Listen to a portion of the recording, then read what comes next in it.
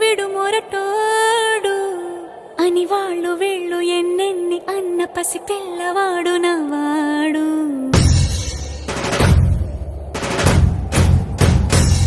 విడు ముండోడు అని ఊరు వాడ అనుకున్న గాని మహారాజు నాకు నవ్వాడు.